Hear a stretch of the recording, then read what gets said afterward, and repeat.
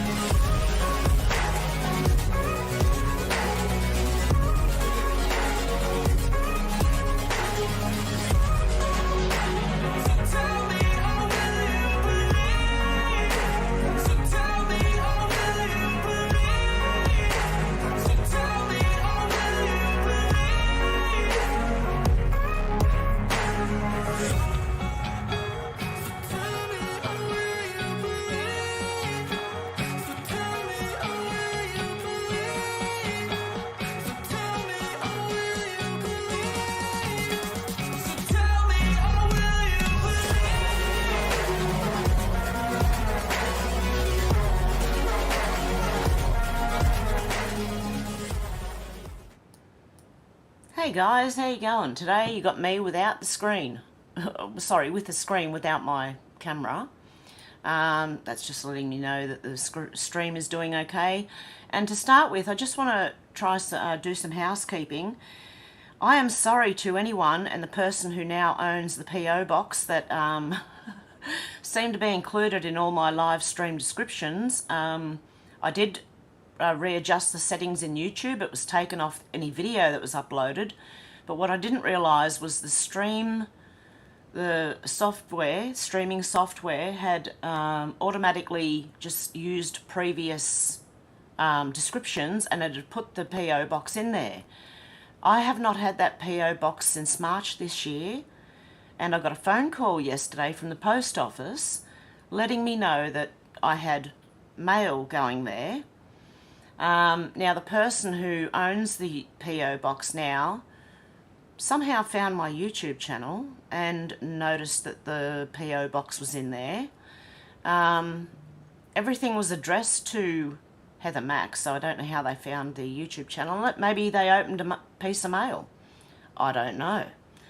But anyway, guys, just to let you know, please do not send any more mail to the PO box.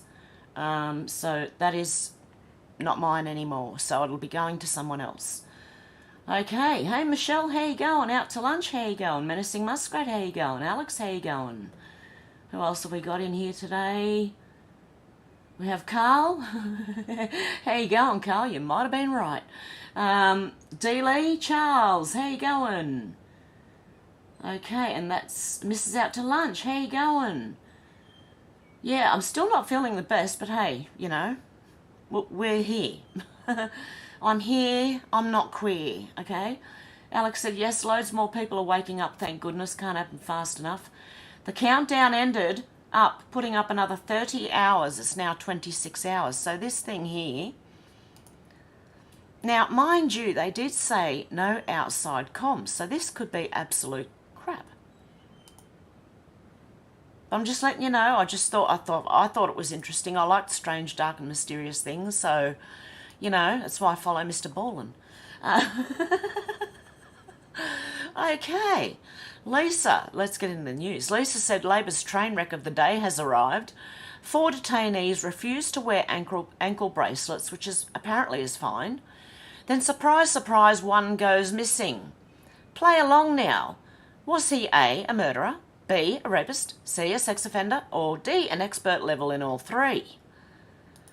Right, so this person's vanished into our community and Labor don't even have the decency to let us know what level of risk we're dealing with. Yeah, you know, Australia has gone absolutely nuts. I'm telling you right now. They have no idea. They're about to learn why they need to be armed. Elon Musk said Cybertruck deliveries start on Tuesday. I don't even know what the hell a Cybertruck is, but I thought this might be something important. I have no idea. Oh, now my cat wants out. I don't know. I don't know what's going on. But anyway, Cybertrucks, whatever they are, the deliveries are starting on Thursday. So I'll keep an eye out for that.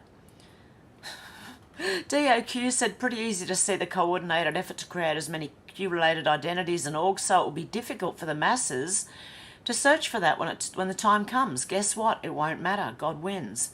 Nothing man can do will save them. Nothing can stop what's coming. And this could be what this thing here is. It's a coordinated effort maybe to create as many Q-related identities and orgs so that it'll be difficult for the masses to look for it when the time comes. So who knows? I guess I'm just going to keep an eye on it anyway, see what happens with it. Like I said, it's 1 day, 1 hour and 53 minutes.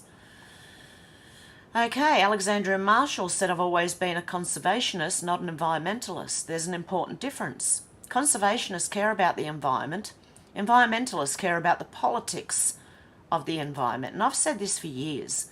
We care if there's litter all over the place and, you know, we care about our rivers and everything being clean. Sorry, this cat's distracting me. Give me 1 sec, guys. Sorry. Do you want to go out? Off you go. There you go. Give him a minute. He'll be scratching to come back in. Mad cats. Okay. So James Morrow said, weren't we supposed to have a hot, dry summer in Sydney? We were, but let me show you something. I've just got to turn my keyboard on. Oh, not .gob.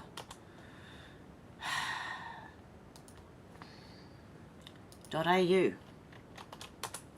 Maybe. Oh, come on, what's going on? Oh, here we are. Okay, so we got some rain radars. Let's go. Oh, it's going down from the north down to the south. So let's have a look at, say, there. This thing's just come through where I am and dropped rain all night. It was quite heavy. So, yeah, we're supposed to have a dry, hot summer, and it's not been hot. Let me tell you right now. It has not been hot. We have had one 28-degree day, maybe. Yeah, so far. And it is summer in 2 days. Yeah, because they got no idea. Rep Marjorie Taylor Greene said Hunter Biden isn't used to following the rules or law, but there is no circumventing Rep James Comer's subpoena for a transcribed interview. Hunter Biden doesn't get to dictate the GOP oversight's investigations. See you soon. Oversight Committee. Statement on Abe Lau letter. Hunter Biden is trying to play by his own rules instead of following the rules required of everyone else. That won't stand with House Republicans. Our lawfully issued subpoena to Hunter Biden requires him to appear for a deposition on December the 13th. We expect full cooperation with our subpoena for a deposition, but also agree that Hunter Biden should have the opportunity to testify in a public setting at a future date. So he's trying to get out of it. He's not. It's not going to work. I'm trying to like that one. Juanita Broderick said just now the circus is coming to DC. Hunter Biden is going to testify. Yeah, crackhead Hunter. Wall Street Silver said the experiment failed. Can we start the mass deportations now? I've said this for years. If you import the third world, you become the third world. I did get it from someone else years ago. But it's true, and we're all about to find out. Hev123 said death penalty for this sicko. Woman 90 dies after intruder allegedly attacked her in New South Wales aged care. This is why I am not putting my elderly mother in aged care. A 90-year-old woman has died in hospital after a 34-year-old man allegedly broke into her aged care home and raped her. So there you go. Emmy applying to Elon Musk. What did Elon Musk say?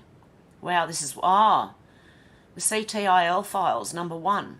Michael Schellenberger. Many people insist that governments aren't involved in censorship, but they are. And now whistleblowers come forward with an explosive new trove of documents rivaling or exceeding the Twitter files and Facebook files in scale and importance. CTIL files, number 1, US and UK military contractors created a sweeping plan for global censorship in 2018, new documents show. CTIL files, okay, yeah, I read that one. Whistleblower makes trove of new documents available to public and racket showing the birth of the censorship industrial complex in reaction to Brexit and Trump election in 2016. A whistleblower has come forward with an explosive new trove of documents rivaling or exceeding the Twitter files and Facebook files in scale and importance. They describe the activities of an anti-disinformation group called the Cyber Threat Intelligence League, or CTIL, that officially began as the volunteer project of data scientists and defence and intelligence veterans, but whose tactics over time appear to have been absorbed into multiple official projects, including those of the Department of Homeland Security. The CTI League documents offer the missing link answers to key questions not addressed in the Twitter files and Facebook files. Combined, they offer a comprehensive picture of the birth of the anti-disinformation sector, or what we have called the censorship industrial complex. The whistleblowers' documents describe everything from the genesis of modern digital censorship programs to the role of the military and intelligence agencies, partnerships with civil society organisations and commercial media, and the use of sock puppet accounts and other offensive techniques. Lock your stuff down explains one document about creating your spy disguise. Another explains that while such activities overseas are typically done by the CIA and NSA and the Department of Defence, censorship efforts against Americans have to be done using private partners because the government doesn't have the legal authority. The whistleblower alleges that leader of CTI League, a former British intelligence analyst, was in the room at the Obama White House in 2017 when she received the instructions to create a counter-disinformation project to stop a repeat of 2016. Over the last year, public racket congressional investigators and others have documented the rise of the censorship industrial complex, a network of over 100 government agencies and non-governmental organisations that work together to urge censorship by social media platforms and spread propaganda about disfavoured individuals, topics and whole narratives. The US Department of Homeland Security's Cybersecurity and Information Security Agency, CISA, has been the centre of gravity for much of the censorship, with the National Science Foundation financing the development of censorship and disinformation tools and other federal government agencies playing a supportive role. Emails from CISA's NGO and social media partners show that CISA created the Election Integrity Partnership in 2020, which involved the Stanford Internet Observatory and other US government contractors. EIP and its successor, the Virility Project, urged Twitter, Facebook and other platforms to censor social media posts by ordinary citizens and elected officials alike. Despite the overwhelming evidence of government-sponsored censorship, it had yet to be determined where the ideas for such mass censorship came from. In 2018, a SIO official and former CIA fellow Renee DeResta generated national headlines before and after testifying to the US Senate about Russian government interference in the 2016 election. But what happened between 2018 and spring 2020? The year 2019 has been a black hole in the research of the censorship industrial complex to date. When one of us, Michael, testified to the US House of Representatives about the censorship industrial complex in March of this year, the entire year was missing from his timeline. An earlier start date for the censorship industrial complex, creating misinfosec communities, industry, academia, media, community, government and infosec. Now a large trove of new documents, including strategy documents, training videos, presentations and internal messages, reveal that in 2019 US and UK military and intelligence contractors, led by former UK defence researcher Sarah Jane S.J. Terp, developed the sweeping censorship framework. These contractors co-led CTIL, which partnered with CISA in the spring of 2020. In truth, the building of the censorship industrial complex began earlier, in 2018. Internal CTIL Slack messages show Terp, her colleagues and officials from DHS and Facebook all working closely together in the censorship process. The CTIL framework and the public-private model are the seeds of what both the US and UK would put into place in 2020 and 21, including masking censorship within cybersecurity institutions and counter-disinformation agendas, a heavy focus on stopping disfavoured narratives, not just wrong facts, and pressuring social media platforms to take down information or take other actions to prevent content from going viral. In the spring of 2020, CTIL began tracking and reporting disfavoured content on social media, such as anti-lockdown narratives like all jobs are essential, we won't stay home, and open America now. CTIL created a law enforcement channel for reporting content as part of these efforts. The organisation also did research on individuals posting anti-lockdown hashtags like FreeCA and kept a spreadsheet with details from their Twitter bios. The group also discussed requesting takedowns and reporting website domains to registrars. CTIL's approach to disinformation went far beyond censorship. The documents show that the group engaged in offensive operations to influence public opinion, discussing ways to promote counter-messaging, co-opt hashtags, dilute disfavoured messaging, create sock puppet accounts and infiltrate private invite-only groups. In one suggested list of survey questions, CTIL proposed asking members or potential members, have you worked with influence operations, example disinformation, hate speech, other digital harms, etc. previously? The survey then asked whether these influence operations included active measures and PSYOPs. These documents came to us via a highly credible whistleblower. We were able to independently verify the legitimacy through extensive cross-checking of information to publicly available sources. The whistleblower said they were recruited to participate in CTIL through monthly cybersecurity meetings hosted by DHS. The FBI declined to comment, CISA didn't respond to our request for comment, and Terp and the other key CTIL leaders also did not respond to our request for comment. But one person involved, Bonnie Smalley, replied over LinkedIn, saying, all I can comment on is that I joined CTI League, which is unaffiliated with any government orgs, because I wanted to combat the inject bleach nonsense during COVID. I can assure you that we had nothing to do with the government though. Yet the documents suggest the government employees were engaged members of CTIL. So this is a lie. One individual who worked for DHS, Justin Frappier, was extremely active in CTIL, participating in regular meetings and leading trainings. And don't forget, this person is saying they only joined because they wanted to combat the inject bleach nonsense. No one was suggesting. Trump was asking about, is there something like a bleach thing, which there actually is, if anyone cares, if this person would care to go and look. But hey, CTIL's ultimate goal, said the whistleblower, was to become part of the federal government. In our weekly meetings, they made it clear that they were building these organisations within the federal government, and if you built the first iteration, we could secure a job for you. Terp's plan, which she shared in presentations to inform security and cybersecurity groups in 2019, was to create misinfosec communities that would include government. Both public records and the whistleblower's documents suggest that she achieved this. In April 2020, Chris Krebs, then director of CISA, announced on Twitter and in multiple articles that CISA was partnering with CTIL. It's really an information exchange, said Krebs.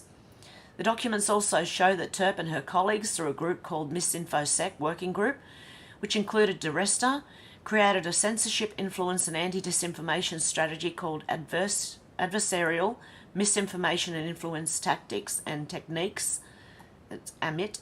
They wrote AMIT by adapting cybersecurity framework developed by MITRE, a major defence and intelligence contractor that has an annual budget of $1 to $2 billion in government funding.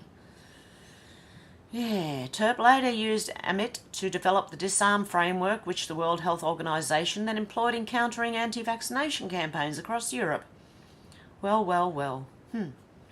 Would these people be losing their government funding if they didn't do what they were told by the government? Just interesting. A key component of Terp's work through CTIL, MisinfoSec and AMIT was to insert the concept of cognitive security into the fields of cybersecurity and information security. Oh wow, the sum total of the documents is a clear picture of a highly coordinated and sophisticated effort by the US and UK governments to build the domestic censorship effort and influence operations similar to the ones they've used in foreign countries. At one point, Terp openly referenced her work in the background on social media issues related to the Arab Spring. Another time, the whistleblower said she expressed her own apparent surprise that she would ever use such tactics developed for foreign nationals against American citizens. According to the whistleblower, roughly 12 to 20 active people involved in CITL worked at the FBI or CISA. For a while, they had their agency seals, FBI, CISA, whatever, next to your name on the Slack messaging service, said the whistleblower. Terp had a CISA badge that went away at some point, the whistleblower said. The ambitions of the 2020 pioneers of the censorship industrial complex went far beyond simply urging Twitter to slap a warning label on tweets or to put individuals on blacklists.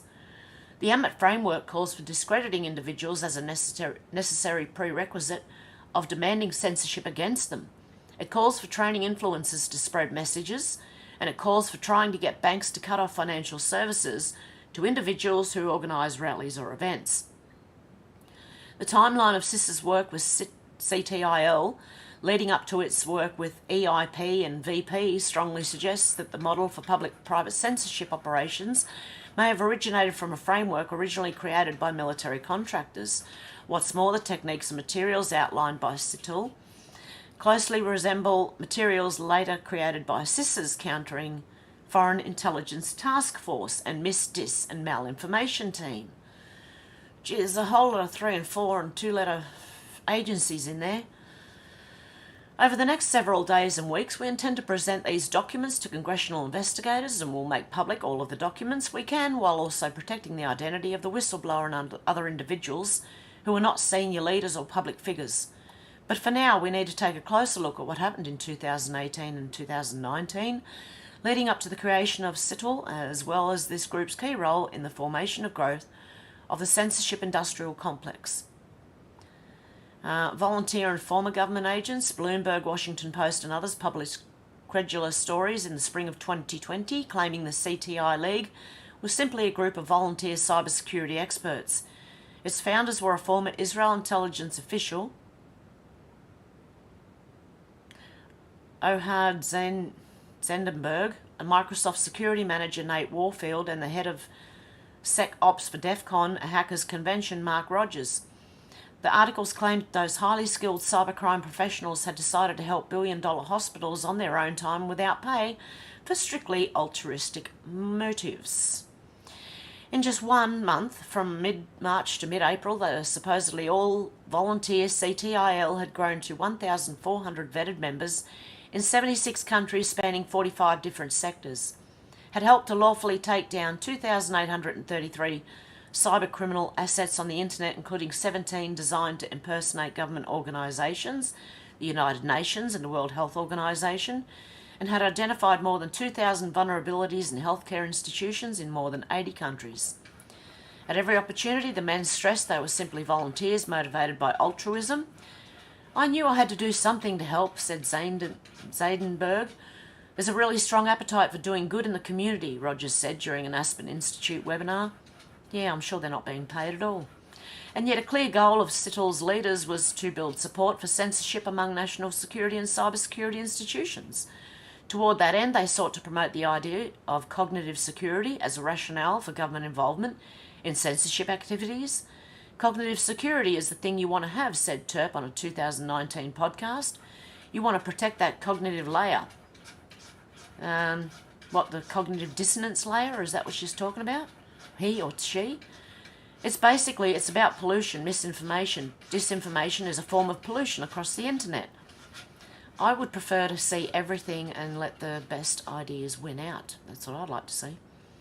Terp and Pablo Brewer, another CTIL leader like Zadenberg, had backgrounds in the military and were former military contractors.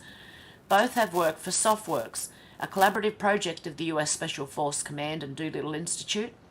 The latter transfers Air Force technology through the Air Force Resource Lab to the private sector. Lovely. According to Terp's bio on the website of a consulting firm she created with Brewer, she taught data science at Columbia University, was CTO of the UN's Big Data Team, designed machine learning algorithms and unmanned vehicle systems at the UK Ministry of Defence. Well, this Terp's wrapped all up in all this, aren't they?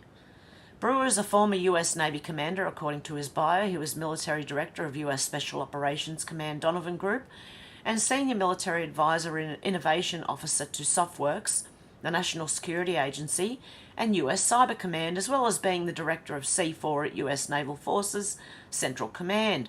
Brewer is listed as having been in the Navy during the creation of CTIL on his LinkedIn page. Another one all wrapped up in it. In June 2018, Terp attended a 10-day military exercise organised by the US Special Operations Command, where she says she first met Brewer and discussed modern disinformation campaigns on social media. Wired summed up the conclusions that they drew from their meeting. Misinformation, they realised, could be treated the same way as a cybersecurity problem. So they created COGSEC with David Perlman and another colleague, Thaddeus Rugg, at the lead. I don't know. In 2019, Terp chaired the MisinfoSec working group with COGSEC. Now we're coming up with more letters. Brewer admitted in a podcast that his aim was to bring military tactics to use on social media platforms in the US. I wear two hats, he explained. The military director of the Donovan Group and one of two innovation officers at SoftWorks, which is a completely unclassified 501c3 non-profit that's funded by US Special Operations Command. Wow.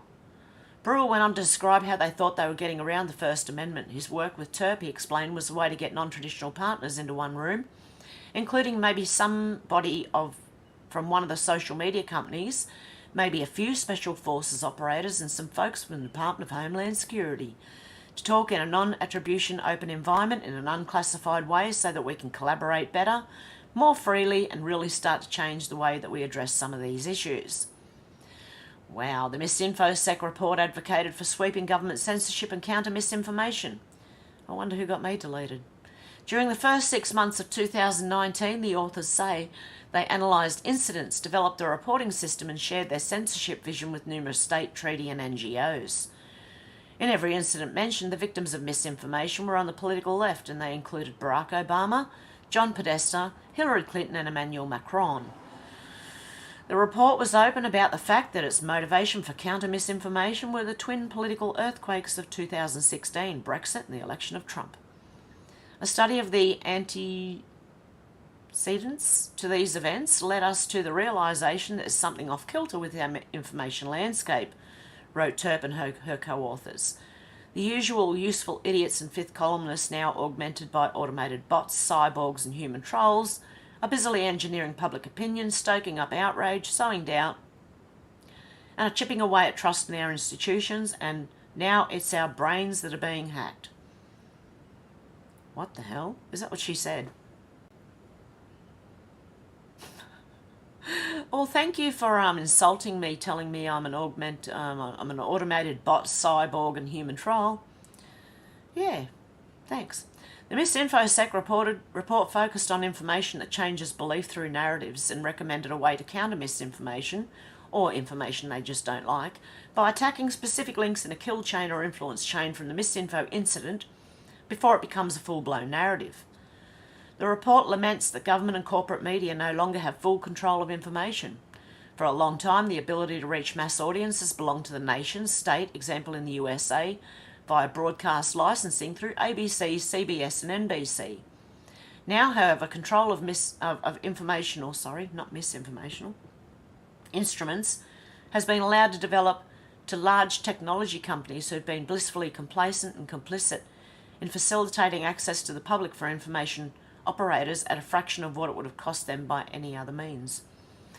The authors advocated for police, military and intelligence involvement in censorship across Five Eyes nations. What do you know, Australia's involved.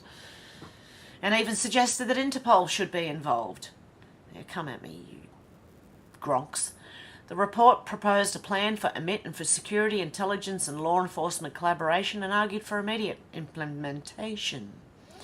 We do not need nor can we afford to wait 27 years for the EMIT adversarial misinformation and influence tactics and techniques frameworks to go into use. The authors call for placing censorship efforts inside cybersecurity, even while acknowledging that misinformation security is utterly different from cybersecurity. But don't worry about that. They wrote that the third pillar of the information environment after physical and cybersecurity should be the cognitive dimension. So what they're trying to do is keep everyone in cognitive dissonance, or they want to control your thoughts, in other words. The report flagged the need for a kind of pre-bunking to preemptively inoculate a vulnerable population against messaging.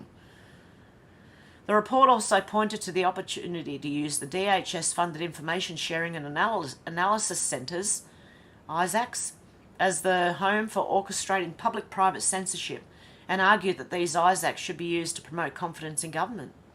So in other words, propaganda. They can't get away with their propaganda when everyone's reporting on the news, so they want to shut it all down. It is here that we see the idea for EIP and VP, while social media is not identified as a critical sector and therefore doesn't qualify for an ISAC. A misinformation ISAC could and should feed indications and warnings into ISACs. Wow, TERP's view of disinformation was overtly political. Most misinformation is actually true, noted TERP in the 2019 podcast. Make it make sense?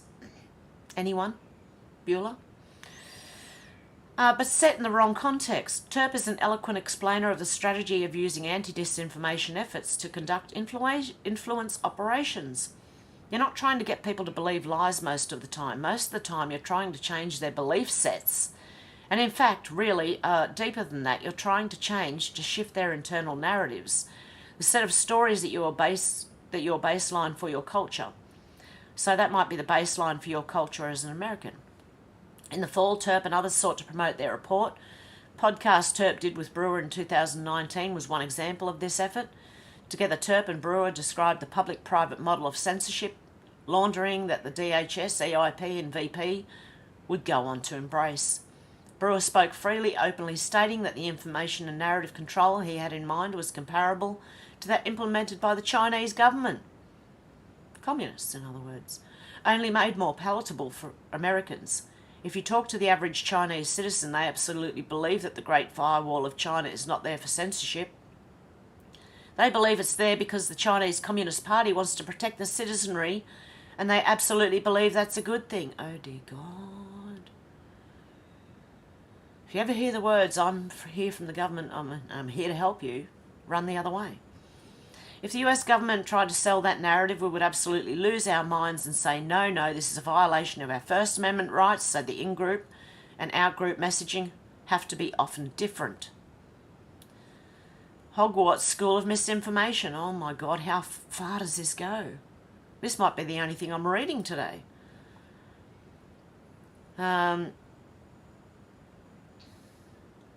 Poster A. If stay-at-home orders are extended past April 30th, our economy will not recover. They are not enough stimulus payments to support unemployed Americans. Join me and other hard-working Americans in reopening our country. The deaths of from the repercussions of the economy will exorbitantly surpass the deaths of the virus itself. Poster A, Poster B.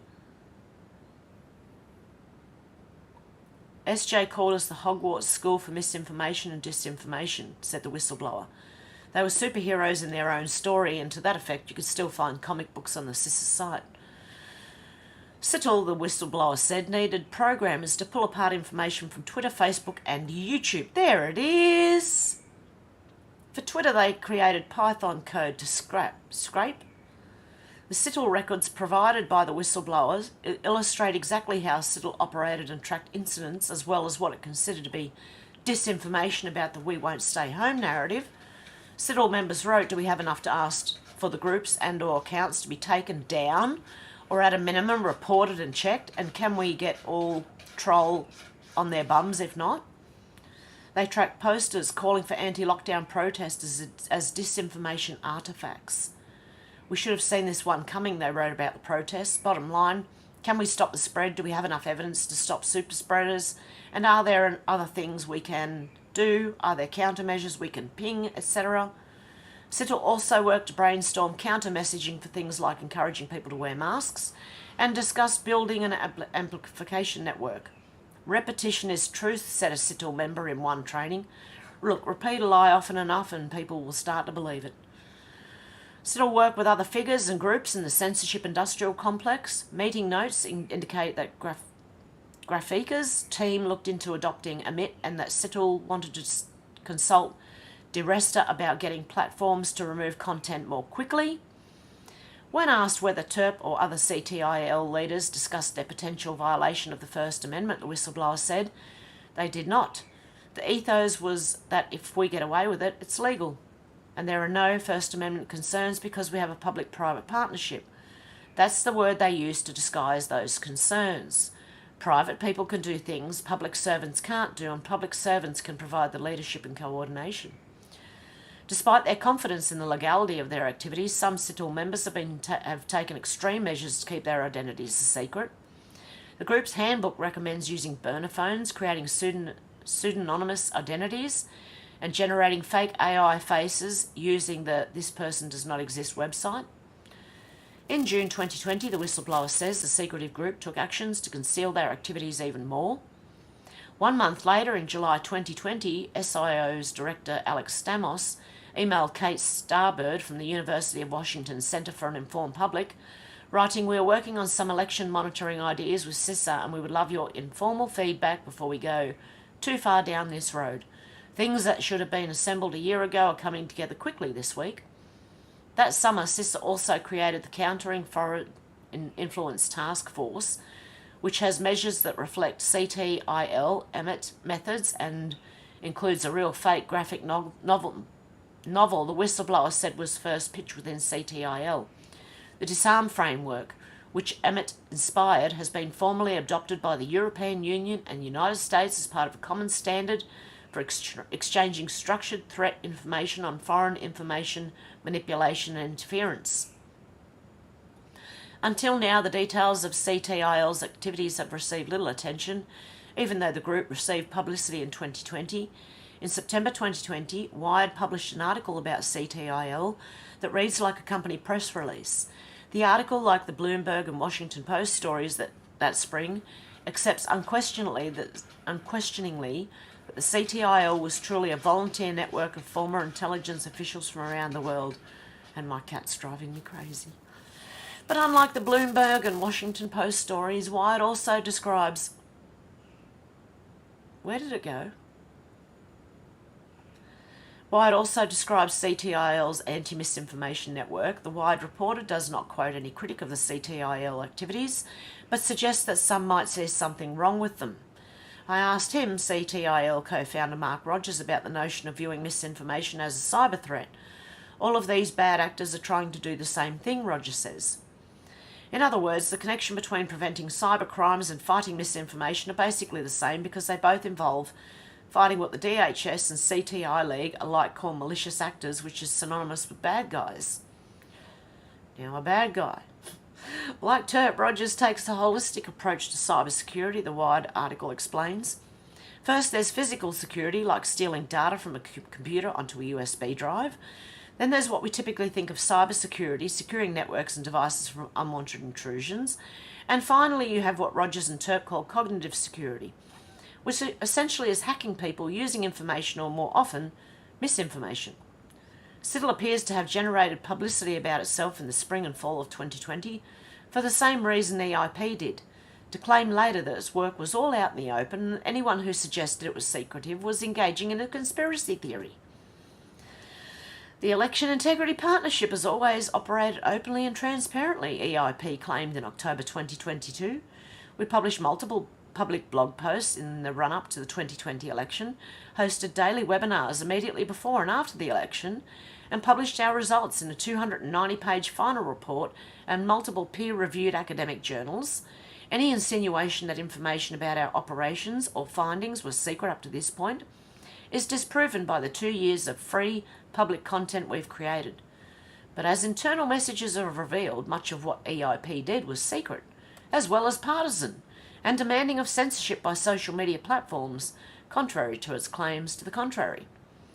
EIP and VP ostensibly ended, but CTIL is still apparently active today. Several of its members list CTIL as an organisation that's still active on their LinkedIn pages. There you go.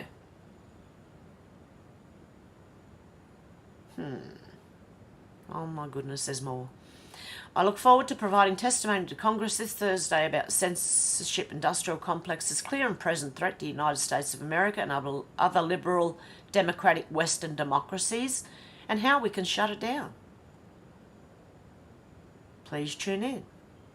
There you go. That was very interesting. Yep, I need to go back more. Another one. And another one.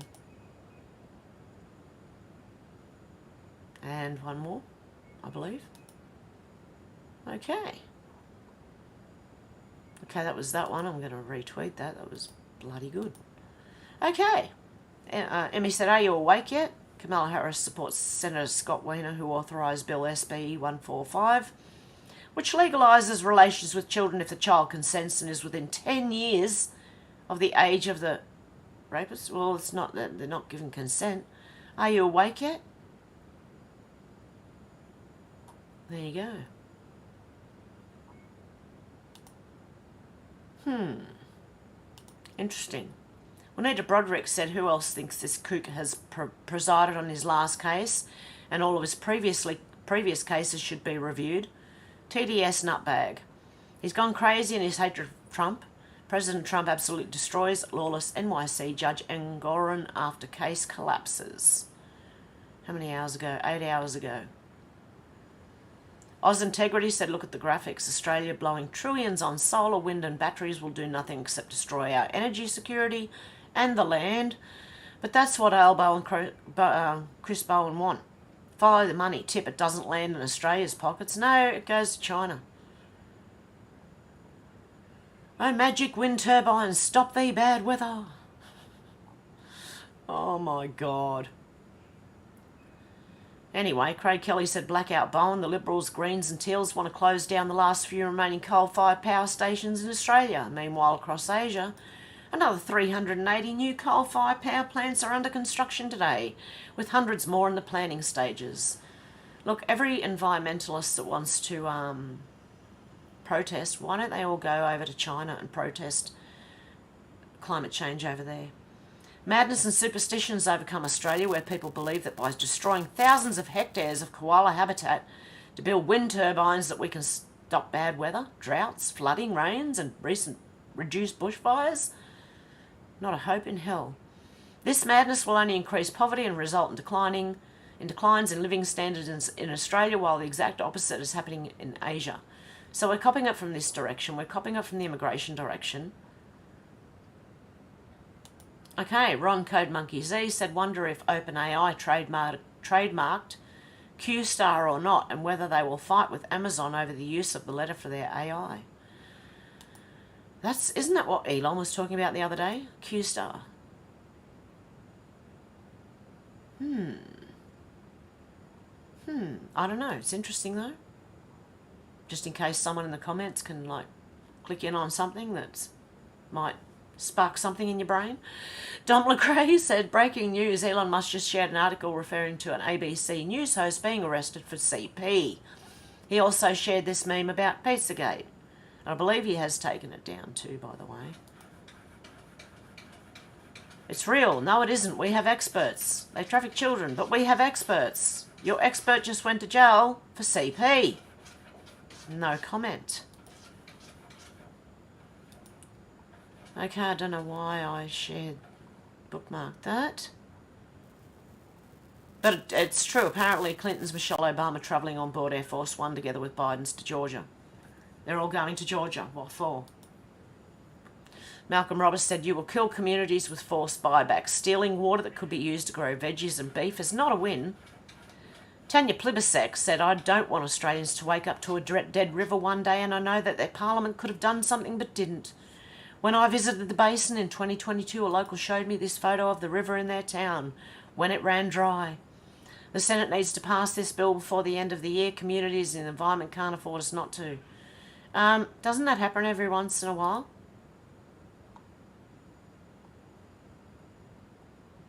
Goodness me, I don't know what they're doing in Australia. They've lost the plot.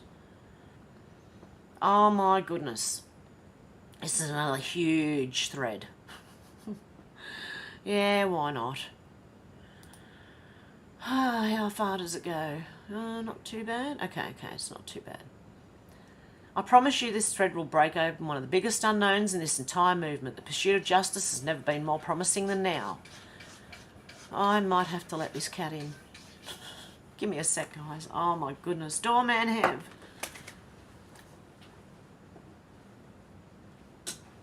I'm coming.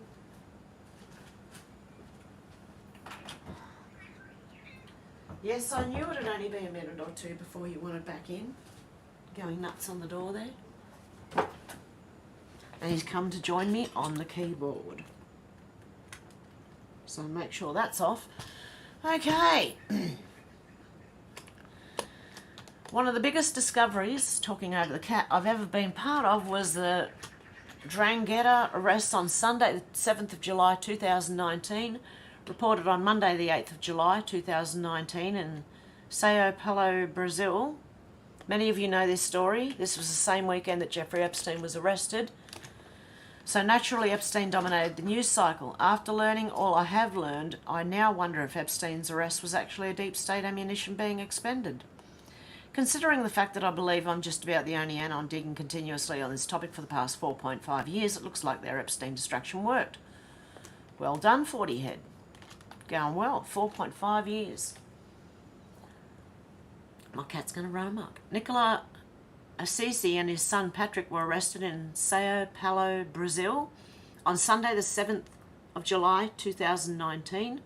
Nicola was a major figure in the Drangheta mafia out of Calabria, Italy. Nicola personally oversaw the majority of Drangheta's cocaine trafficking to Europe and the United States. According to Forbes magazine, the Drangheta made more profit per year than freaking McDonald's or Deutsche Bank combined. Wow. They're by far the most successful and powerful mafia in the world, yet most people have never heard of them. There's a reason for that. Some estimate that 70% of all the coke entering Europe goes through Drangheta, as well as 40% of all the coke going into the rest of the world. Nicola's been on the run for over a decade when he was finally arrested.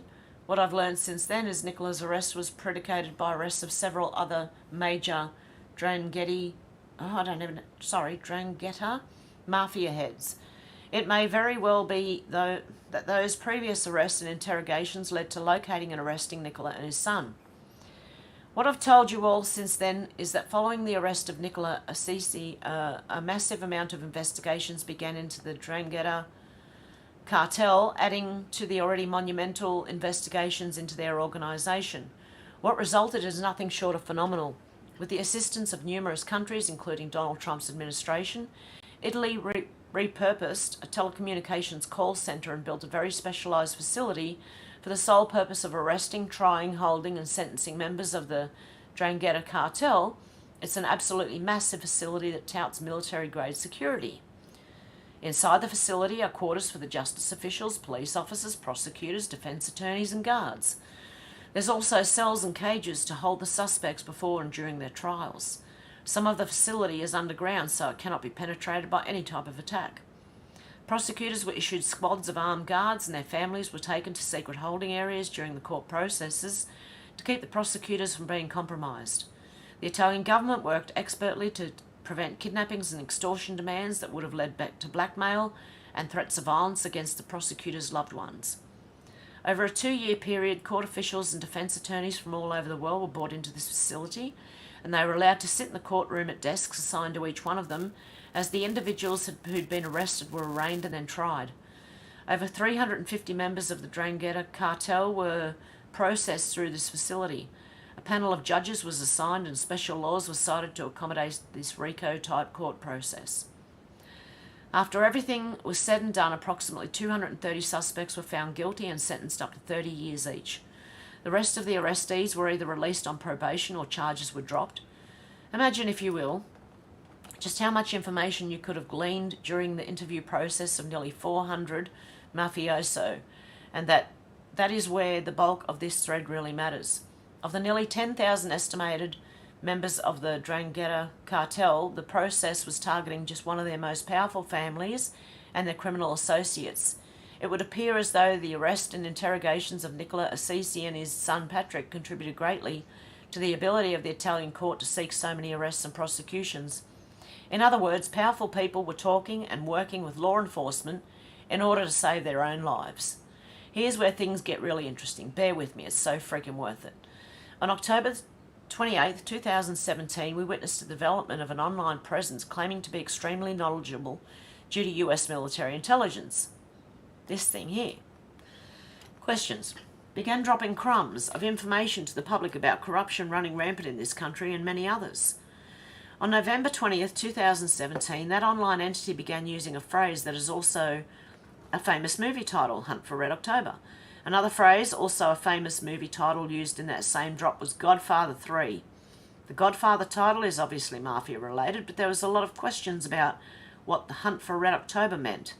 I hope to fully explain it to you in this thread once and for all. Something very important to note, these drops on November 20th, 2017 came exactly 23 days after Q's very first drop. Something else we've been told by questions is 23 equals pain. So we must recognise the extreme importance of these drops and the timing in which they were delivered to us. Between November 2017 and February 2018, this famous Tom Clancy movie title phrase had been shortened to other drops to just Red October.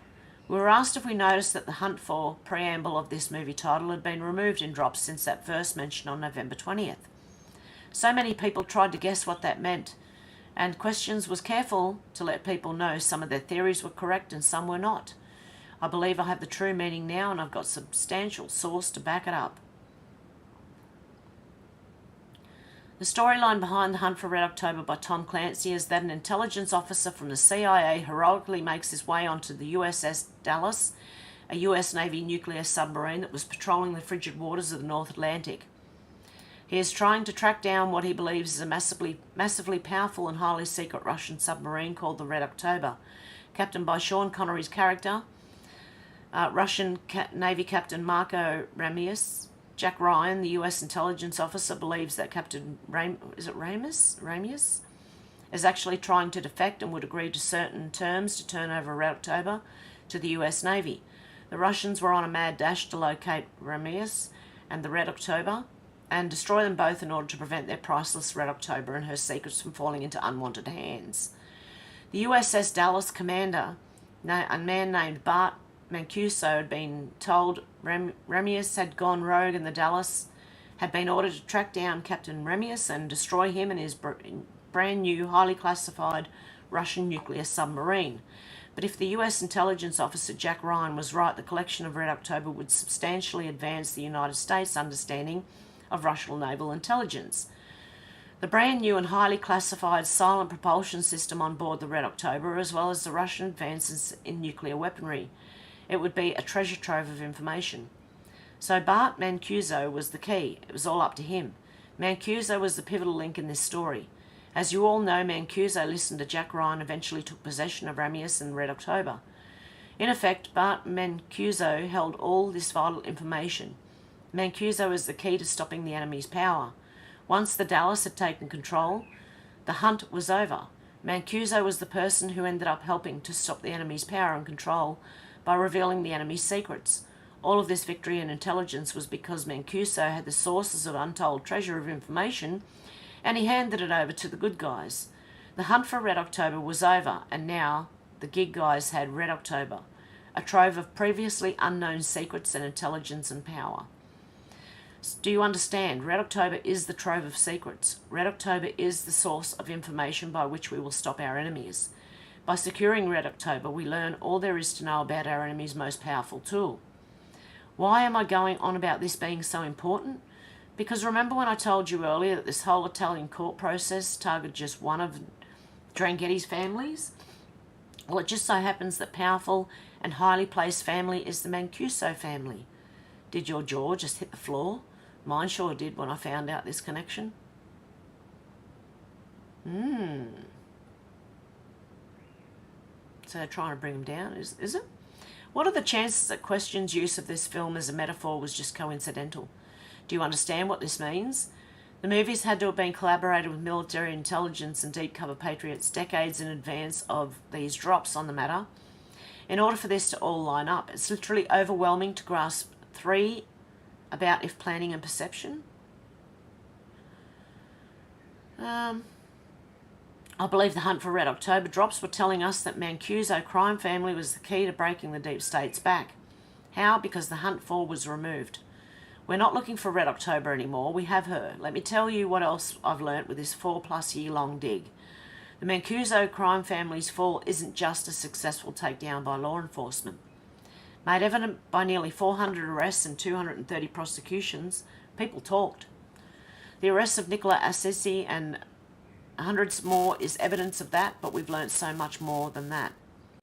When I first started my dig into the Drangheta crime cartel, I found out that in 2014, Cardinal George Pell, number 2 in the Vatican chain of command, had been ordered by the Pope to start looking into the Vatican's finances due to rumour of corruption and impropriety.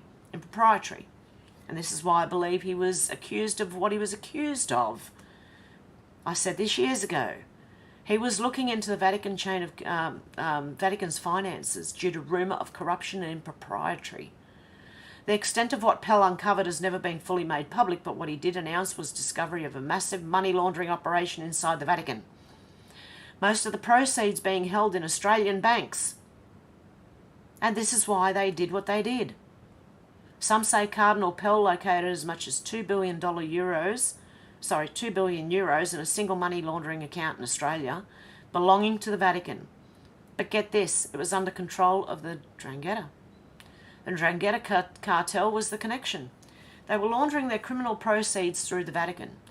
2 years after Cardinal Pell disclosed his discovery, he was blackballed by the Catholic Church, and his audit of Vatican finances was abruptly ended by then Vatican Secretary of State insulting Pell. The Vatican Secretary of State suspends an external audit of Vatican finances.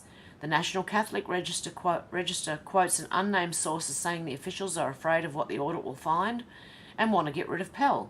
A year later, Pell was charged in Melbourne with sexual abuse, and that was the end of the Pell threat to the Vatican Bank insiders. I said this a year ago.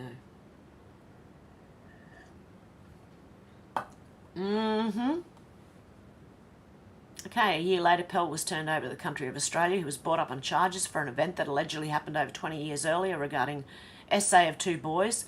By the time the trial came out, one of the victims had long since died and the other alleged victim didn't want to testify. And yet somehow number 2 in the Vatican, Cardinal George Pell, was found guilty and given a prison sentence which at his age could become a sentence of death. He was shuttered deep in the Australian prison system, in solitary confinement for possibly a whole year, unable to share his discoveries of Vatican corruption, and while unable to defend himself, was thoroughly discredited by the RCC to hide any findings he may have made. As you know, I have 2 very close friends in this movement who dig with me on most projects, American 3 and IQUQWQ. Help me dig on this topic for years. Unfortunately, the digs we posted up in 2021 were lost during the purge. But I can tell you that we established firm connections to multiple foreign banks, including Deutsche Bank, and then tracked that money laundering via FOIA releases and SEC filings through American banks, including JP Morgan and Chase Bank, Bank of America, and others. We then found connections to campaign contributions for multiple elected officials inside the US, including John Kerry, Hillary Clinton, Barack Obama, Jeb Bush, and others. Do you understand?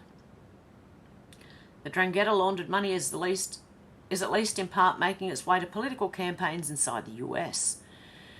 And I tell you, if 3 random dudes with no background in international financing can find this shit, then people whose jobs it is to find this also know about it, and nothing has ever been done about it.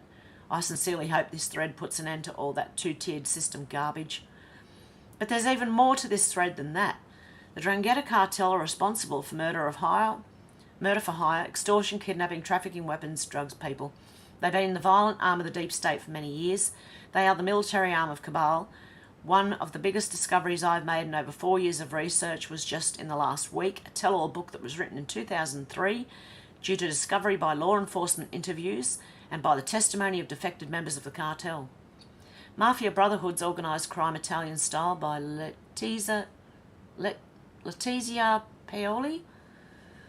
I discovered that deep inside the most powerful and successful mafia in the world, there is a secret society called La Santa. La Santa? In an Aussie accent, it would be La Santa. Nobody in the 'Drangheta cartels knows who the members of La Santa are except for other members of La Santa. It is literally a secret society inside this mafia organisation, a truly disturbing and riveting discovery that is only these secret La Santa members of the 'Drangheta mafia are allowed to mingle with, connect with, and eventually make criminal arrangements with elected officials from governments around the world, with big businesses, CEOs, and other wealthy people who are in need of the mafia's expertise and connections. For obvious reasons, the mob doesn't just go around advertising this desire to connect people who require their services. This Los Santa group is dependent on a third party to set up the introductions with government people, wealthy business executives, etc. What I have found in just the last 48 hours in this tell-all book is just who that third-party group is that is facilitating the meet and greets between the 'Drangheta secret La Santa and the powerful elected officials and wealthy business folks from around the world. Revealed through law enforcement interrogations, the witness statements from defectors from inside the 'Drangheta, it has been discovered that the Freemasons are the group responsible for most of these high-level meets and greets, and they're being extravagantly rewarded for their efforts. The Freemasons once again are proven to be involved in the most sinister criminal activity in the world.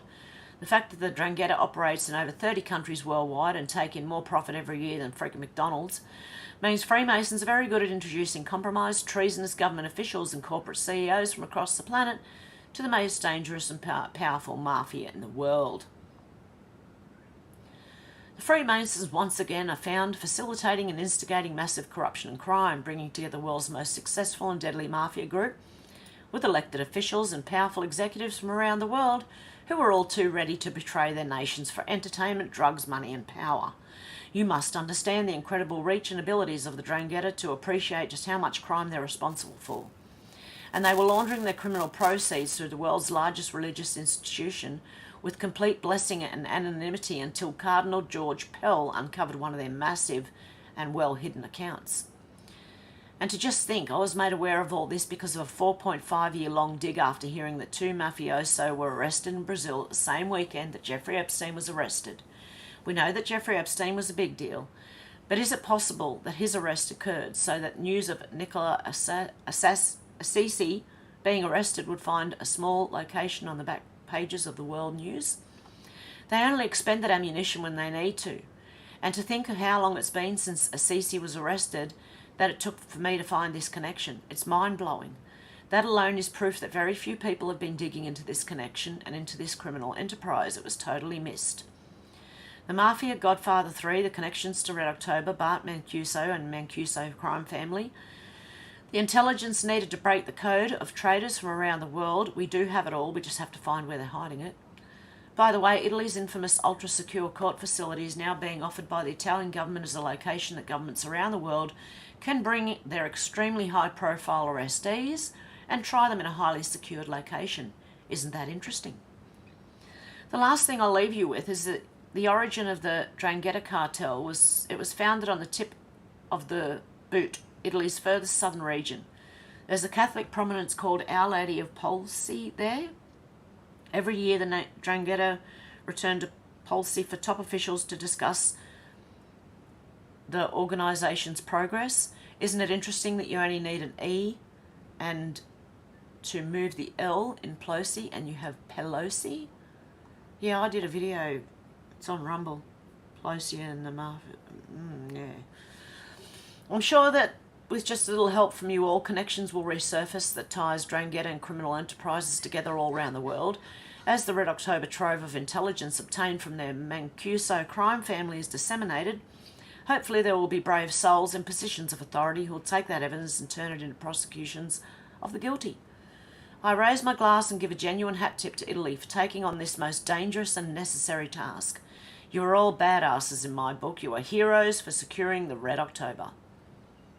My search into the Drangheta all started from a tip from an account who'd given me good intel several times. She'd never been wrong. She informed me that arrests were going to be announced in Brazil on Monday the 8th of July 2019 and that it was a very important arrest. She asked me to spread the word. In good faith, I shared the tip with disclaimer before the arrest was announced. I was digitally beaten up by numerous anons when I posted this information. There were folks calling themselves patriots who did not want this information getting out. It was a pretty brutal attack that went on for several weeks. People calling me an attention seeker, trying to make something out of nothing. To just think, if they would have just helped me dig. I tried to bring more attention to the importance of this discovery with little traction.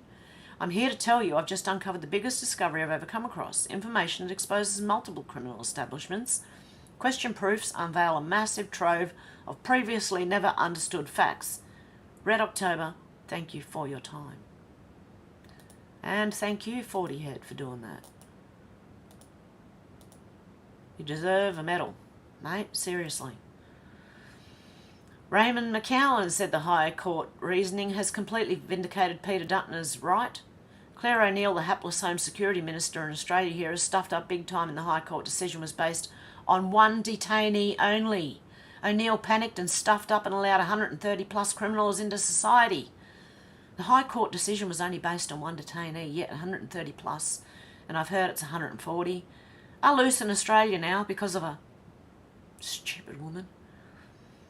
Liz Crogan said Stephen Colbert, close pal of John Podesta and Hillary Clinton, bitch cancels late show episodes. Stephen Colbert has cancelled a week of the late show allegedly due to an emergency appendectomy. The timing sure is coincidental. Let's recap what happened right before this. Alleged surgery. The recount editor, Slade Somer, who debunked Pizzagate, was also pals with John Podesta, who was arrested for CP. Elon Musk commented on Pizzagate, exposing his 165 million followers to the truth about it here on X. The FBI confirmed pizza is a pedophile word. As I said in episode 8 of Vampire Hunter, Somer was another big media bitch for John Podesta and Hillary Clinton who did their bidding by covering up Pizzagate. So is Stephen Colbert. Colbert has been covering up Pizzagate for years, including mocking and slandering me on his show last December. Scroll down for the clip. Not only is Colbert also friends with John Podesta, he took orders from the Clinton Foundation, their fake charity front they use as a... What the hell was that? Something fell over. The cat. It's all right. The cat didn't fall over, it knocked something over. Not only is Colbert also friends with John Podesta, he took orders from the Clinton Foundation, their fake charity front they use as a cover for trafficking kitties. In 2016, WikiLeaks revealed that the Colbert report was colluding with the Clinton Global Initiative years before Hillary's campaign was officially launched. In an email from Craig Manassian of the Clinton Global Initiative to Podesta, Manassian brags that Colbert's show aired 2 episodes that he had them do. The episodes focused on presenting the Clinton Foundation in a positive light.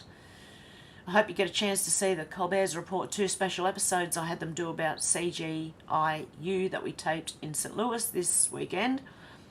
Manassian wrote, "This is the link to last night's with the sketch about commitments and the monologue and WJC Bill Clinton interview.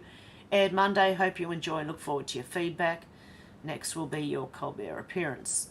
Colbert is sick in the head, but sick in the hospital? Doubt it.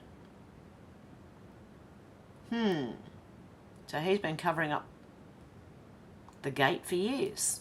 The pizza one.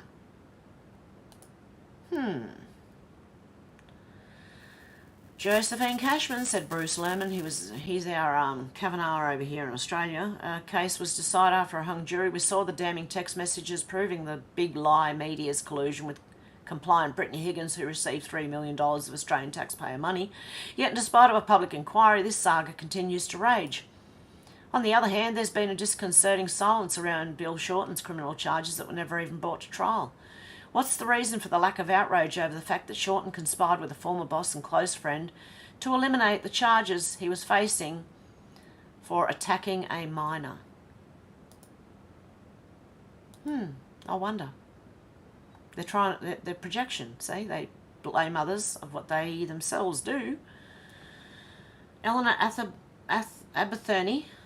Eleanor Abernathy. Okay. Another woman in a high-ranking position made a complete fool of herself over the trans issue.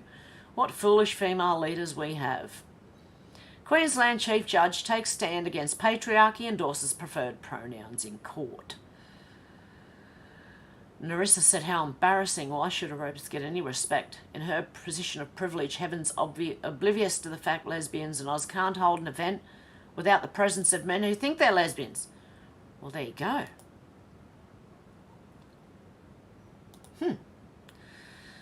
Okay, Patrick M. Lockwood said no matter how just or fair society is, this is true and unendingly useful. As a clinical psychologist, I'm telling you plainly. You learn to manage your reaction, but it benefits you most. You learning to manage your reaction benefits you the most, and everyone else. Learning how to do this generalizes to every part of your life in a good way. Handle your effing feelings. Your triggers are your responsibility. It isn't the world's obligation to tiptoe around you. Yeah. Here. Wendy Rogers says smart meters, smart cars, smartphones, smart cities, smart homes. The word smart refers to self-monitoring analysis and reporting technology, euphemistically conveyed and digitally disguised as safety and convenience. So the smart, self-monitoring, analysis and reporting technology. That's what it means. Okay, so when you enter if you've got a smart home, you enter your home, they know exactly what you're doing. Smart cities, they know exactly what you're doing. Smartphones, they listen and watch us all. They know what we're doing. Smart cars aren't really smart, but they still know what you're doing and can be stopped at any time. And smart meters, God knows, those things could blow up your home. I don't know. Allegedly, apparently, I've seen pictures. I don't know. Unmasking mainstream media said you can almost hear the life-giving trees beneath this monstrosity laughing at the absurdity of the human race right before they and their koala inhabitants are chopped down for another money-making climate scam. Whoops, another one bites the dust.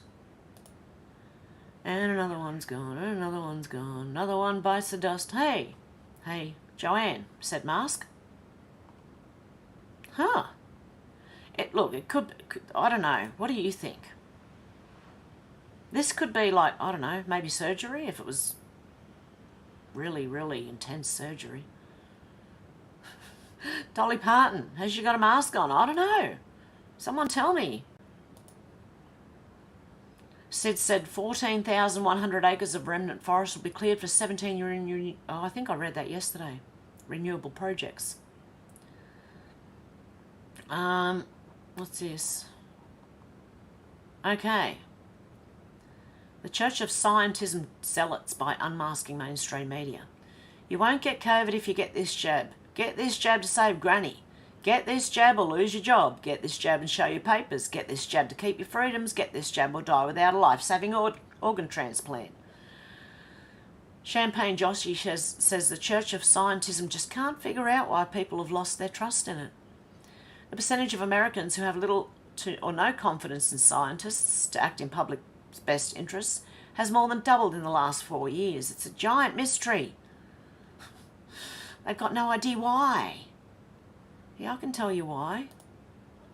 All the science they declare is not based on science, like climate science and this pandemic science, because seriously, if you're in a pandemic, you'd be wearing a biohazard suit with an oxygen tank on the back of it. And you'd see, look, at the very least, maybe you wouldn't be wearing it, but the people that your politicians, the media, they would all be wearing it. If it really was a pandemic, they would all be dressed up in biohazard suits with oxygen tanks on the back of them. Okay? Simple as that. Not little masks that just cover your face that are paper and have deadly bacteria in them. Unmasking mainstream media said declining cash use was brought forward by the pandemic. The RBA's analysis found due to hygiene concern with handling cash. That's what they think here in Australia. It was a great excuse to start the digital slavery. The media is suddenly nudging like maniacs. Never mind all the things everyone touches in shops. Because news.com.au said, and it's a propaganda piece, cash is no longer king. A new survey has found with less than 1 in 10 consumers' payments made with these notes and coins. Have you forgotten what happened in Australia? Cash will never disappear. No, you shouldn't make it disappear. It's associated with safe assets. If cash itself becomes electronic, assets will inevitably be exposed to the risk of hacking. Everything is at the risk of hacking, let me tell you right now. I'm going to skip past some of these because I want to show you something else as well. Reconcile. Did you know that DJT won the in-person vote in all 50 states in 2020 and Biden won all the mail-in ballot votes in every state? Ooh. Same-day voting, hand-counted paper ballots, and voter ID the only way. Okay, I've got to go back. I thought I was on my... Okay, New Zealand. Something weird. Rebel News Australia said New Zealand is reversing its world first generational smoking ban a year after the country first passed the legislation before it even came into effect. You know why? I think they need the revenue. They've noticed. Okay, I want to go past this as well.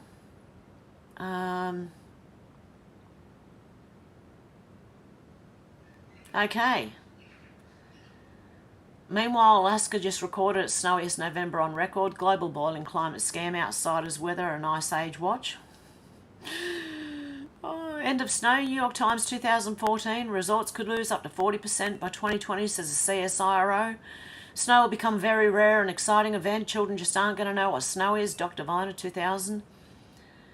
Yeah. And it's funny because it seems to be happening more.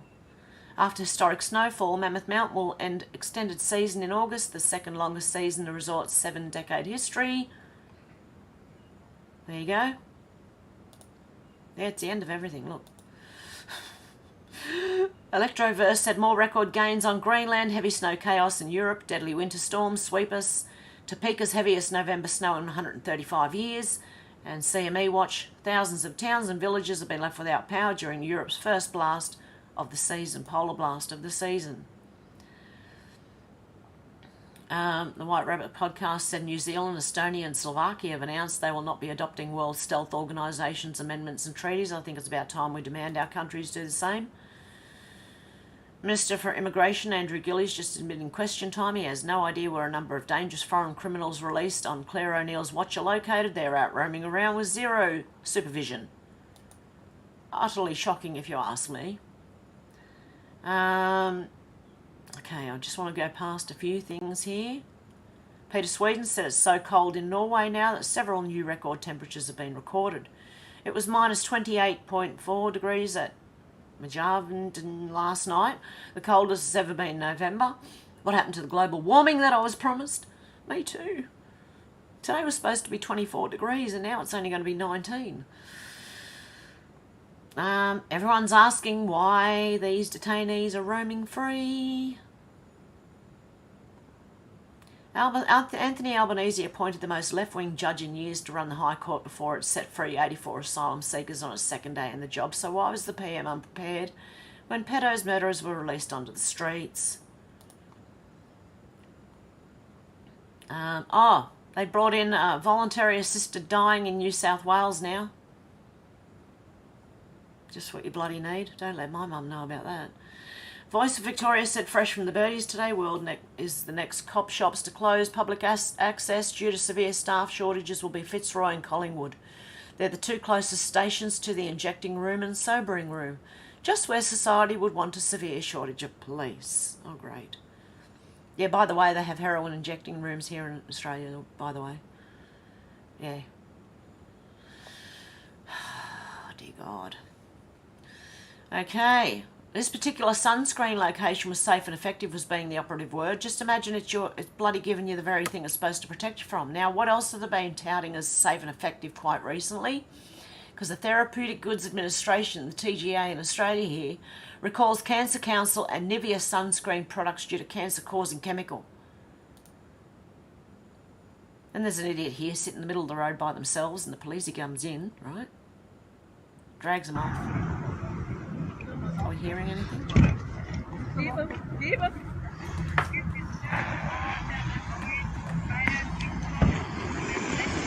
So, ab hinter die Leitplanke, ansonsten gibt's was.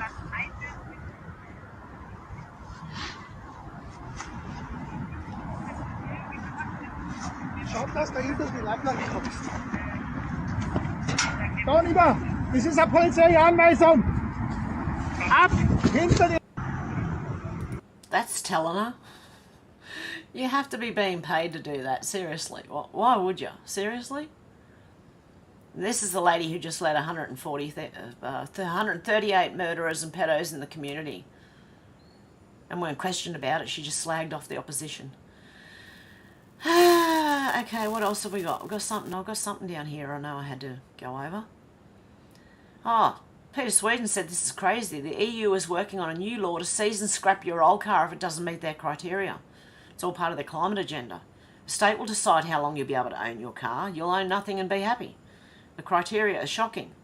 The EU has something called End-of-Life Vehicles Directive, and they are looking to expand this to become so draconian that it reminds us of something that would have happened in the communist Soviet Union. A new set of criteria will be established that will decide whether you will be allowed to keep your car. If your car does not meet the criteria, the EU will seize your car and scrap it. One of the criteria is that if your car has missed its regular EU checkup for 2 years, then it's considered to be waste and they'll scrap it. Another thing they're talking about as well is to introduce a circular passport for vehicles, in other words, a passport for your car. This is madness. If the cost of repairing your car exceeds the value of your car, then the EU will seize it and scrap it for you. Very nice of them. There's an exception, however, for cars that are more than 30 years old, but they have to be original, meaning that if you put a different engine in it than the original and your car hasn't been through an EU control check within the last 2 years, they'll scrap it. Meaning that many other older cars will be considered waste by the EU and they'll seize your car and scrap it for you under the excuse of recycling and meeting climate goals. This is ridiculous. In reality, this means you'll no longer own your car. In reality, your car will belong to the state and they'll decide for how long you can have your car. Oh, Jesus. They are using climate change and the environment as an excuse to take away your freedom and control your life. And this doesn't even make sense from an environmental perspective either. You know what emits a lot of carbon emissions? Producing new cars. Yeah, and what are they going to do? Where are they going to put the old ones? Waste. So to seize and scrap people's old car in order to force them to buy new cars is not good for the environment. Repairing an already existing car with spare parts is by far the best thing to do if you care about carbon emissions.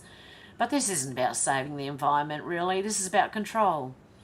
People will not be able to afford a new car, so they'll end up with no car at all, being forced to take public transport or take the bike. Maybe this is just a scheme to take away the freedoms of regular people. You know, who else took away the freedoms of regular people? The Soviet Union. This is climate communism. It's important that you share this news everywhere to raise awareness. If enough people say no, then perhaps they'll reconsider. Bill Gates has donated $319 million to the media, so they're bought and paid for. I'm an independent, which is why I can report the truth. They want anyone to become a subscriber for $3 a month. Blah, blah, blah. Okay. Oh dear, I won't read that one. Lily said, what was wrong with Australian being mostly white? I go on public transport, to the mall, to the supermarket, to the doctors, to the kids' schools, and there's hardly a white person there now. Why are we being replaced? Who decided that this mass immigration was good for us and our kids? And honestly, it does not feel like Australia. You go to some suburbs and you're just like, I don't recognise that anymore. Okay, this one, 40 head. Hey, Elon Musk, maybe you could post this public service announcement. iPhone users beware. The new update makes your phone susceptible to intrusion due to default settings that came with the new update. The AirDrop function in your iPhone needs to be turned off. I did this last night. Mine was on. The screenshot was sent to me by a concerned Anon. Follow the instructions in the PSA to turn off the AirDrop feature. Okay, if your iPhone has updated at all recently, they've installed a feature called Name Drop. This feature allows you to easily share contact information and photos to another iPhone just by holding the phones close together. This feature is defaulted to on. Shut this feature off. Go to Settings, General, AirDrop, Bringing Devices Together, and change to off. Parents, don't forget to change these settings on your child's phone to keep them safe as well. Okay? Just so you know, guys. You go into Settings, you go into the General setting, AirDrop, Bringing Devices Together, and switch it off. Okay. When someone asks you for your source on a complex subject you've been studying for 10 plus years, as if there's a single article on a government website that will have all the answers to their questions in bullet form list, written in a way that's quick and easy for their simple mind to comprehend, it just can't be done. It can't be done. Oh, this woman. Okay, this woman is an Australian Member of Parliament, right? From Oz Integrity. Breaking. Australian Parliament has been infiltrated. Persons who claim to be representing Australia have proven no allegiance. Marine Faruqi declared Australia has polluted Pakistan. Make that make sense? And must immediately compensate for their environmental damage. Stupid, stupid woman and any stupid, stupid person who votes for her. I've just returned from Pakistan after seeing my Ammi. Australia's criminal inaction on climate is deeply felt there, felt in the extreme heat, felt in the melting glaciers, washing away entire villages, and felt in the everyday life of children in Pakistan who are suffocating. What the has that got to do with Australia, you stupid woman? In an ever-deadly mix of intense heat and trapped pollution. So we must remember also to lift our gaze. We must start a process of making climate reparations to the global south countries who are most harmed by Australia's contribution to the climate crisis. This is not charity, but compensation for harms that Australia continues to directly cause and which Australia now has an opportunity to redress. This silly woman here is in Australian Parliament standing up for Pakistan against Australians making climate change worse for them. Australia has 0.04, to do with climate change and all emissions and everything. We are 0.4 or 0.04% of the world's emissions. So exactly how are we hurting Pakistan in any way? Can someone please make it make sense? Because this woman is crazy. And anyone who listens to her is crazy. Okay. What else have we got in here? I'm sure there was something else. Oh, this. I want to print this out and put it everywhere up here. Samantha Madison said, replying to 9 News Melbourne about the cash thing, cash is freedom. A cashless society means zero cash.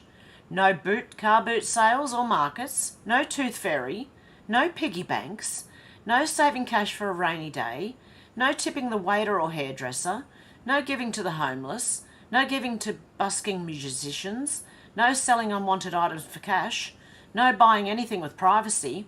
100% digital currency means your life is 100% dependent on a power source and the internet. Every penny you receive will be recorded, every transaction will be tracked, and believe me, you'll be taxed on everything. And so that's that. That's it for today. And what have we got here? Oh shit, it's on top chat. I want live chat and it's going to update. Oh, sorry guys, I can't go back very far in the chat. Hey, damn it, Mandy, how you going? Someone at the top said child sniffer and probably worse. No UK, damn it, Mandy. Zal said US industrial war complex, the good guys? No, they're not the good guys. They think they are. They're calling us the bad guys. On the wrong side of history, if you ask me. Okay. What else have we got here? Damn it, Mandy said, Alex, I wanted to ask you something and now I have no idea what it was. I do that all the time. Alex said the Vatican is a cesspool of evil masquerading as righteousness. Yep. Damn it, Mandy said Bank of America is evil as, you know what, hope they go under. Alex said hopefully it'll come back to you, damn it, Mandy. Alex said Bank of England too, massive scam. Yes, so are half of ours. Menacing Muskrat said Vatican in Latin translates to den of serpents. Alex said if the cap fits, they wear it well, menacing. Out to lunch said never needed any mafia. Have you? Any of you? No, I've never needed the mafia. Nope. No, not at all. Because we're just not on that level, you know. Oh, dear. Dealey said that sounds right, Muskrat. And Alex said, no, out to lunch. I don't know what out to lunch asked. Sal said, where did you read that, Alex? Damn it, Mandy said, aren't Freemasons the updated version of the Knights Templar? I think they're a branch off. They've all branched off. There's Skull and Bones, which is branched off, and there's a couple of them. Sal said the whole question movement is corrupted and infiltrated. Yeah, that's because people are trying to jump on and steer people in another direction, I think. But the original board still stands. Okay, Alex said HMRC, Government Tax Office, are due to collect £6.2 billion from savers in January. It was £1.2 billion 2 years ago. It won't be from the rich tax dodgers, though, like Amazon, Starbucks. Out to lunch said, have they ever caught the Georgia Guidestone? I don't know. Zal said, all that allowing of criminals into our society is totally deliberate. Yeah, it is. Wait till Australians start to realise they need to own firearms. Yep. Wait till that happens. I'm just sitting here going, oh dear God, it's coming, it's coming. You see what happened in Ireland? Yeah, I don't think that's anything compared to what's going to happen. Zal said, all that allowing of criminals into our society is totally deliberate. I read that. Alex said, I've never followed it, Zal. Menacing said, the great schism research of the Catholic Church, creepy. Damn it, Mandy said, Alex, I remember my question. Do you all get Newsmax over there? Yes, we do. Zal said, same here, Alex. However, I've seen enough people talking about it to suggest it's just another swamp to avoid. Susie said, but Pell's still covered up for his pedo priest friend, right? Not that I'm aware of. I haven't heard of him covering up for someone else, but I know they smeared him all over the media. And you know the media, they don't often tell the truth, so... But I remember saying that a year or more ago, that Cardinal Pell may have been set up because he was investigating the Vatican Bank.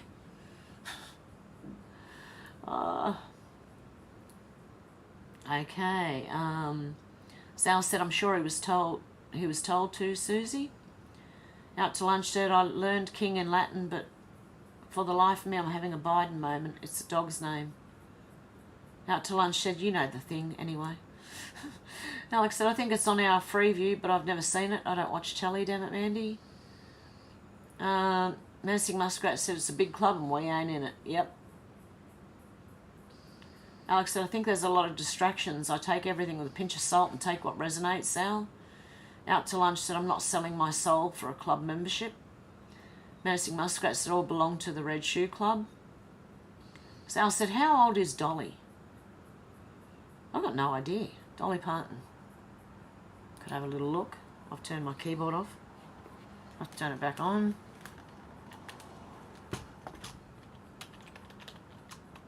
There's no U on the end of it.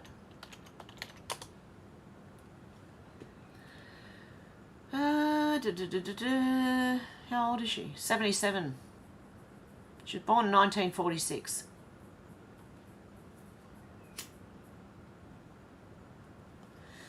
Wow. Yeah, there you go. Oh look, Alex answered for me in the comments. Alex said, nor me out to lunch. I value my place in God's kingdom more than anything else. And Alex said she's 77. Zao said it's science. Joker Grant said that it's tragic that Dolly is still with us, yet Elvis is gone. Sherry said Dolly was Kenny Rogers' handler. I heard she's another high witch. Oh, really? Zao said during. Menacing Muskrat said Dolly never ages. A drain. A chrome? Yeah, you never know. Alex said Elvis was robbed blind and worked so hard during his career. It's no surprise he passed away so young. Oh, I'm going down instead of up. Sal said global boiling, what a load of hogwash. Yeah. Fear. Fear everything. Just fear. Fear, fear, fear. Alex said, reminds me of the film Death Becomes Her, where they take the potion to stay young forever. There was a joke made about where all the dead stars go. Menacing Muskrat. Out to lunch said, how old is that? Sal said, how does a 77-year-old look like that? I'm sure she'd melt if she got too close to a heater. SW, how you going? Hi guys, can't believe we've got to wait another year before this crap is over. Seems like forever, these 4 years. Menacing Muskrat said, my husband and I were just talking about that movie, lol. Alex said he was included in Death Becomes Her too, Zal. And song spell it on the stone. Spelling on the stone. SW said yes, heroin injecting rooms didn't help much in North Richmond. Junkies still using car parks, scoring all over the streets made it worse, yeah. Virus Skeptic said, lol, if the people really stand up, don't you think the people will have to sabotage the grid? If not, your government will. Keep the masses under the thumb. Well, look, honestly, I think either way, they might pull it down for a while. It might be 3 days, it might be a day, it might be 10 days, it might be, God, a month, who knows? Who knows? Zal said, why are all these politicians always smiling like they've dropped an SBD and you're just smelling it? A silent but deadly. Because they know they're having you on and they smile about it because they know that a lot of people just listen to them and don't question anything. Out to lunch said, virus, true that, yep. Nasting said, has everyone seen the Chinese electric car abandoned car parks? Yep. Sal said, I'm sure Greta and Bill Gates are on board. Alex said, hey, Virus Skeptic, I believe all energy used to be free. Nikola Tesla, yep. Sal said, also in France, menacing. Alex said, I'd rather live in the Stone Ages and be controlled by criminals in suits and ties and side parting, yeah. Sal said, I'm sure the Aboriginal people are on board with replacing the white population. That is until they become expendable as well. Exactly. They're being used. But most of them don't want that. Most of them don't want that. And Pauline Hanson went on a rant the other day and said, what did they build? What exactly is their legacy like here? They don't own Australia. They are inhabitants of Australia, but they don't actually own it. So, I mean, no one owns things, you know? It's I don't know.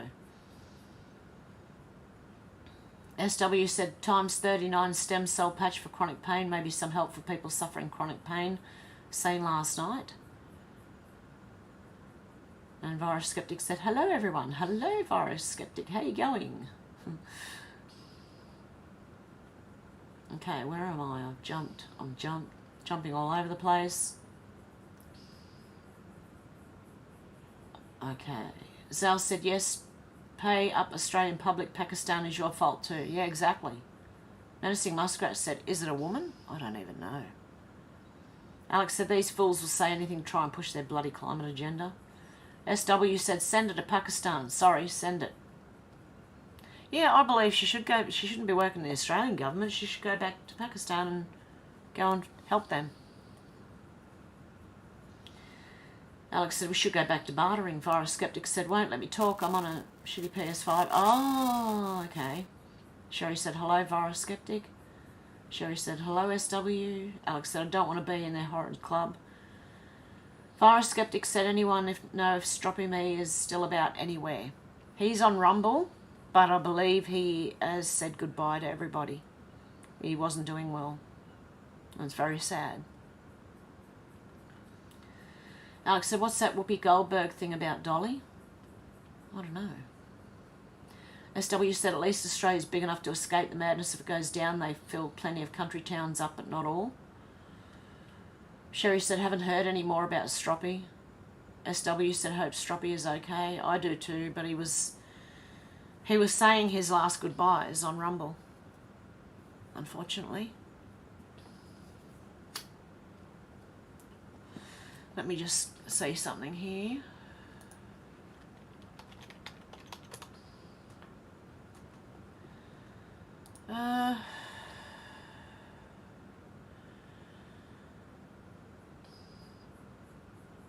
I'll maybe search for him.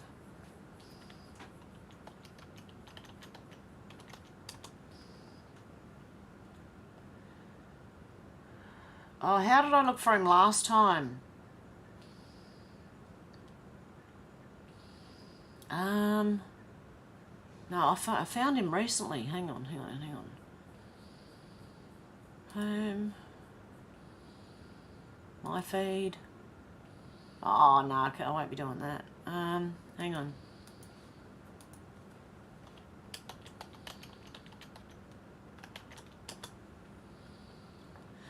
No, it's not making any difference. Hang on. Sort by, where is it?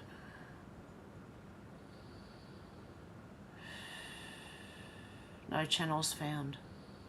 Where'd he go? I don't know, guys. I found him the other week.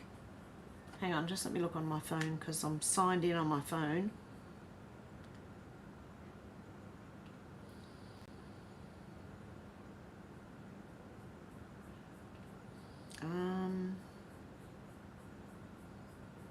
Oh geez, I have to go back a fair bit to get him.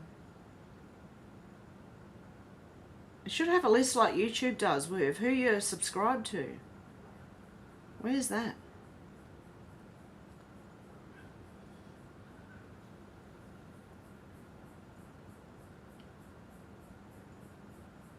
Oh no.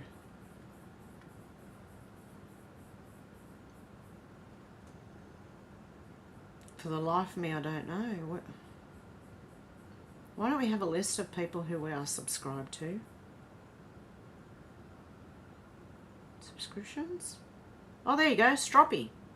He's just called Stroppy. And 23 days ago, he uploaded Stroppy's Final Cheers, 6 November 2023. He's just called Stroppy. Stroppy. So, let me see. Hang on.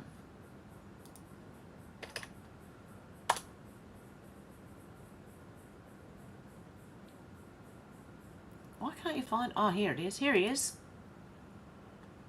This is the last one. 22 days ago, Stroppy's Final Cheers.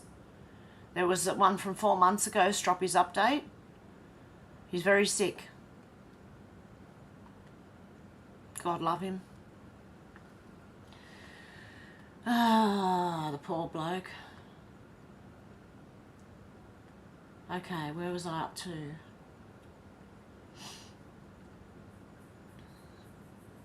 Okay. Sherry said, haven't heard any more about Stroppy. SW said, hope Stroppy's okay. Alex said, yes, most of these celebs are nearly 100% plastic. Polyester girl. SW said, what happened to Oliver's Newton? John's hubby went missing.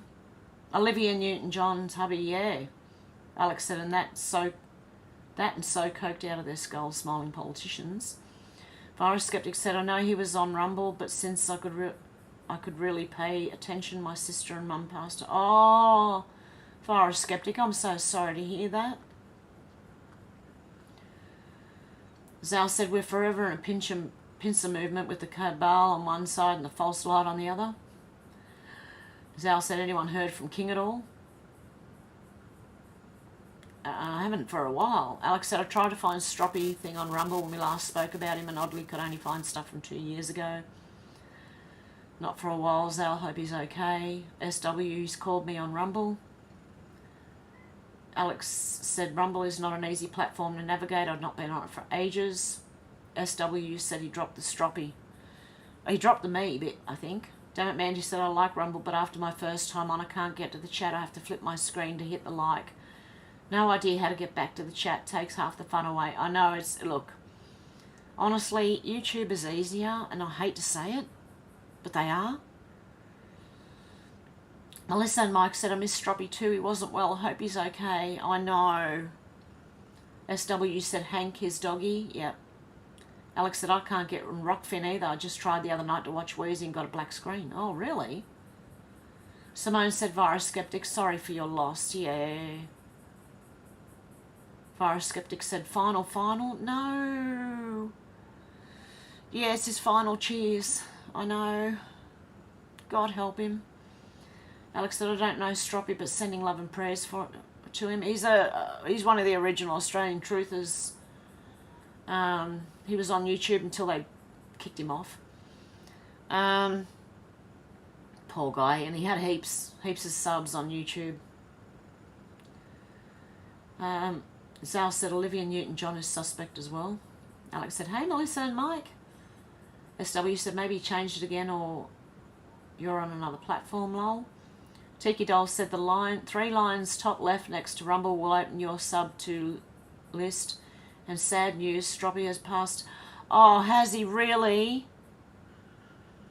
R.I.P. to Stroppy. No, really? Oh, Tiki Doll. Shannon said Nicole Kidman sus. Yep, 100% Shannon. Susie said, I'm back. Alex said, I heard the other day that her children don't speak to Nicole Kidman. Alex said, welcome back, Susie. And Zal said, that's a long list of suspect celebrity types in Australia. There is a long list, yep. Okay, well, Tiki Doll just let us know that apparently Stroppy has passed away. The poor guy. Alex said, didn't Olivia Newton-John recently pass away? And SW said he did news every day and he was a real gentle, kind man. Yeah, he was. Very truthful. Just a good old Aussie, you know. SW said, yes, I believe she did pass, Olivia Newton-John, this year. Wow. Anyway, guys, I'm going to leave it there for today. I've got to go up to the post office and sort something out. And, oh, no. And hopefully I'll be back tomorrow. I'm not sure. Alex said, I thought so. John Travolta's a weirdo, I know that. He's in the Scientology, isn't he?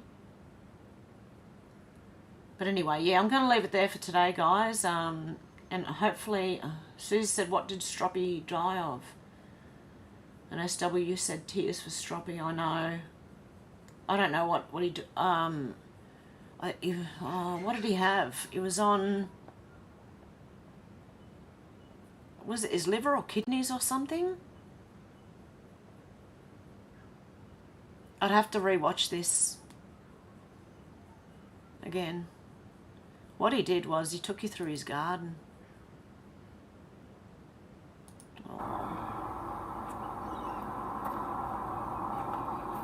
Right. A lot of people have been asking for an update. Here's the last update you're going to get. I've been sent home from hospital to die. He's saying he was sent home from hospital to die. I'm more than happy about it. It's my decision. I'm not going to be doing anything more. I've got renal failure and there's nothing they can do about it. He had renal failure and there's nothing they could do about it, guys. Okay. So he died of renal failure, Susie. SW said, hope Mr. Stroppy is okay, and Hank. Alex said, great live, maybe another live for the second countdown. End. Sorry guys, give me a sec. Zal said, see you, Hev and crew. Tiki Doll says, waves, I was holding tight to Stroppy because he did second to last post the day my hubby passed. Stroppy had kidney failure. Susie said, love and hugs to all, especially you, Stroppy. May your soul be free and soaring now. Forest Skeptic said, I'll always remember Stroppy was a good.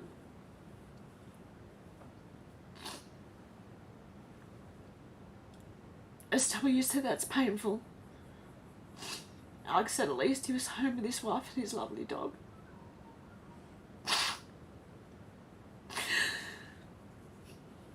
SW said, too sad, Hev, I'm crying too. I'm so sorry. Alex said, making me cry. Melissa and Mike said, Stroppy never took the thing he refused. I remember his beautiful garden. And Tiki Doll said his daughter posted the day he passed. Okay, guys, I'm going to leave it there for today, and hoping I'll be back tomorrow. And RIP to Stroppy. I'm so sorry to hear that. And much love, everyone. Have a good morning, afternoon, or evening, wherever you are. And I'll talk to you hopefully tomorrow. Okay, guys. Bye. I've seen a lot of change, been through a lot of pain. Some things are not the same as they were a year ago, but all will be okay. I move on each and every day. The past is where it stays, way back a year ago. I've changed for the better this time. I thought I would never be fine. I strive just to say I'm alright, and for the first time in a long time I'm alright. I've seen a lot of change, been through a lot of pain. Some things are not the same as they were a year ago, but all will be okay. I move on each and every day. The past is where it stays, way back a year ago.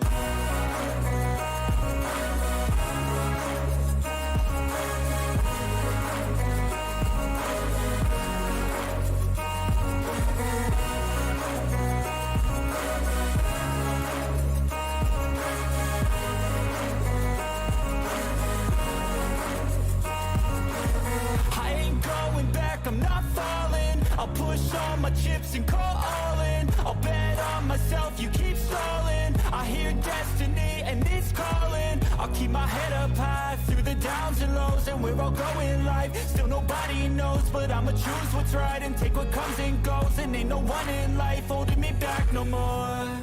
I've seen a lot of change, been through a lot of pain. Some things are not the same as they were a year ago, but all will be okay. I move on each and every day. The past is where it stays, way back a year ago.